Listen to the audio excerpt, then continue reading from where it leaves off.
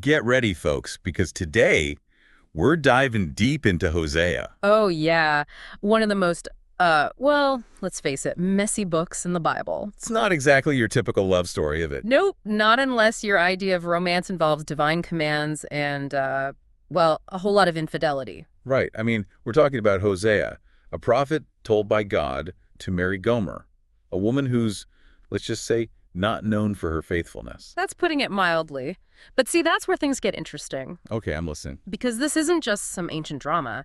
Hosea's marriage, it's a metaphor, a living parable of God's relationship with Israel. So Gomer's actions, they represent how Israel was straying from God. Exactly. Her infidelity mirrors Israel's unfaithfulness to God, their idolatry. Okay, but hold on. When we say idolatry here, are we just talking about like bowing down to statues? It's bigger than that. Back then, idolatry, it was about placing anything, money, power, other nations above their commitment to God. Above their covenant with him. You got it. It's like, imagine promising someone your loyalty, your everything, and then constantly running after other relationships. Ouch. I can see how that would be a major betrayal. And that's the feeling that just permeates Hosea. Right. The sense of heartbreak, the disappointment, it's raw. And, speaking of that covenant, it's a huge theme throughout the Old Testament. Mm. How does Hosea fit into that bigger picture?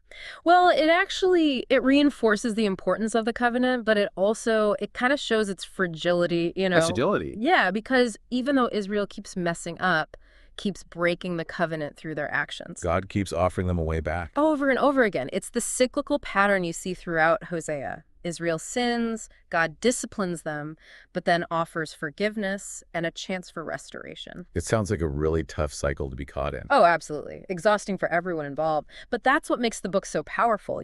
How so? Because even with all the heartache and betrayal, Hosea, it ultimately points toward love and redemption.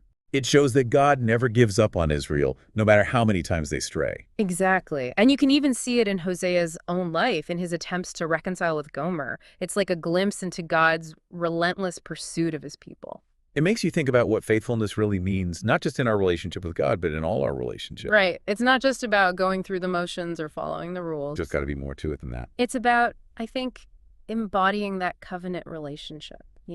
Making choices that reflect that commitment, even when it's tough. Choosing honesty over deception, even when it's easier to lie. Yeah. Standing up for what's right, even when it's unpopular. That's it. That's the kind of faithfulness Hosea challenges us to live out. It's about aligning our actions with those deeper values, inspired by the example we see, in Hosea and ultimately in God. So as we wrap up this deep dive into Hosea, I think the question we're left with is this. Where are we called to a deeper faithfulness? In our own lives, I mean. Not just with God, but with everyone. What kind of covenant are we upholding in our actions every day? Those are tough questions, but they're worth asking. And on that note, thanks for joining us for this exploration of Hosea. It's a book that reminds us that even in the midst of brokenness, love and hope can prevail. And that's something we can all hold on to. Absolutely.